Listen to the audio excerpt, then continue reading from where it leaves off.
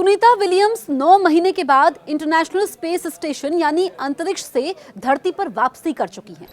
क्या आपको मालूम है कि स्पेसएक्स के जिस विमान की जिस सीट पर बैठकर वो लौटी हैं, उसका किराया कितना है?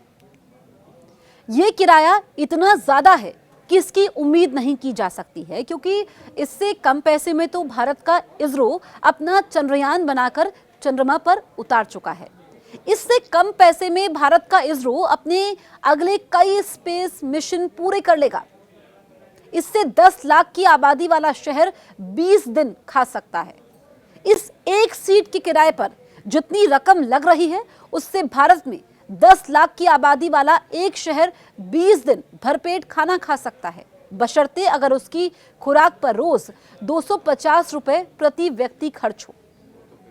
हजारों लग्जरी कारें आ जाएंगी इतनी रकम में। यह किराया वाकई इतना ज्यादा है कि आप सोच भी नहीं सके, और अगर पता लग जाए तो हैरत में पड़ जाएंगे। तो हम आपको बताते हैं कि इस सीट का किराया कितना होगा। वैसे स्पेसएक्स क्रू ड्रैगन में 6 अंतरिक्ष यात्रियों के बैठने की व्यवस्था होती है। हर सीट का किराया $55 मिलियन है, यानी भारतीय मुद्रा के हिसाब से 460 करोड़ रुपए। इतने में भारत में एक बहुत बड़ी इंडस्ट्री खुल जाएगी, एक आलीशान बड़ी कॉलोनी बस जाएगी, हजारों लग्जरी कारें खरीदी जा सकती हैं। हर मिशन पर कितना खर्च होता है, यह भी सवाल खड़ा होता है। एलन मस्क की कंपनी स्पेसएक्स इससे बहुत मोटी कमाई करेगी, लेकिन उसका यह किराया स्पेसएक्स और नासा के बीच कमर्शियल क्रू प्रोग्राम के तहत तय किया गया है। आप हैरान हो सकते हैं कि इस जानकारी में कितना दम है। दरअसल NASA commercial crew program contract इसे जाहिर करता है। नासा ने स्पेसएक्स को कमर्शियल क्रू प्रोग्राम के तहत 2014 में $2.6 बिलियन का कॉन्ट्रैक्ट दिया था, जिसमें 6 क्रू मिशन शामिल थे। प्रति मिशन औसत लागत करीब $400 मिलियन ठहरती है। नासा की साइट से खर्च की जानकारी सामने आई है। हालांकि बाद में इस लागत में कमी आई, क्योंकि स्पेसएक्स ने अपने रॉकेट की फिर से उपयोग तकनीक को बेहतर किया। प्रति सीट 460 करोड़ रुपए लागत की जानकारी 2019 में नासा के इंस्पेक्टर जनरल की रिपोर्ट से सामने आई थी। हालांकि स्पेसएक्स काफी सस्ता किराया ले रहा है। बोइंग स्टारलाइनर का किराया तो $90 मिलियन प्रति सीट था। यह रिपोर्ट ऑनलाइन उपलब्ध है। इसे NASA office of inspector general की वेबसाइट पर देखा जा सकता है। अब पूरे खर्च का हिसाब किताब भी आपको हम बताते हैं।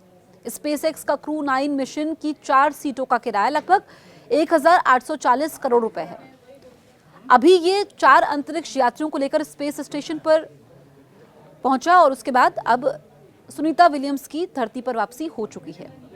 इसमें पूरे मिशन की लागत आपको बताएं कि शामिल नहीं है। पूरे मिशन की लागत में कई और बातें शामिल हैं, मसलन फाल्कन 9 रॉकेट का लॉन्च, कैप्सूल का रखरखाव, ईंधन, ग्राउंड ऑपरेशन और आईएसएस से डॉकिंग और वापसी के तकनीकी पहलू। यानी इन सबको जोड़ ले तो विभिन्न रिपोर्ट्स के अनुसार स्पेसएक्स के एक क्रू मिशन की कुल लागत लगभग 1670 से 2500 करोड़ रुपए के बीच हो सकती है। स्पेसएक्स को कितनी कमाई होती है, ये भी सवाल होगा आपके मन में। इस मिशन से स्पेसएक्स की विशुद्ध कमाई का सटीक आंकड़ा बताना थोड़ा मुश्किल है, क्योंकि स्पेसएक्स अपने वित्तीय विवरण को सार्वजनिक रूप से पूरी तरीके से खुलासा नहीं करती है। क्रू 9 मिशन के लिए स्पेसएक्स को नासा से भुगतान मिलता है। नासा की कमर्शियल क्रू प्रोग्राम के तहत प्रति सीट लागत लगभग 460 करोड़ रुपए है। क्रू 9 में 4 अंतरिक्ष यात्री गए और 2 लौट रहे हैं। आपको बताएं कि इसमें जो लौटे हैं, और ऐसे में अब उसके बाद पूरा हिसाब किताब होगा, क्योंकि जिस तरीके से सुनीता विलियम्स की और उनके सहयोगी की वापसी हुई है, 4 लोग वापस लौटे हैं, उसके बाद अब पूरा विवरण होगा कि कितना खर्च इसमें आया है। अब आपको बताएं कि 4 सीटें हैं तो $55 मिलियन प्रति व्यक्ति, कुल हो गया $220 मिलियन, यानी कि लगभग 1840 करोड़ रुपए। इसके अलावा मिशन से संबंधित अन्य सेवाओं, लॉन्च, ऑर्बिट में ऑपरेशन, वापसी आदि के लिए अतिरिक्त भुगतान शामिल हो सकता है, जिससे कुल राजस्व संभवतः 200 से $250 मिलियन के बीच हो सकता है।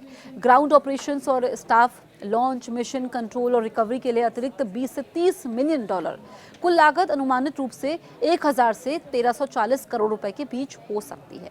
यानी एलन मस्क की कंपनी केवल इस मिशन से ही 670 करोड़ से 750 करोड़ की कमाई कर लेगी, जो हमारे किसी छोटे राज्य के बजट की आधी या चौथाई रकम के बराबर होगी। तो इतना खर्चा आया है।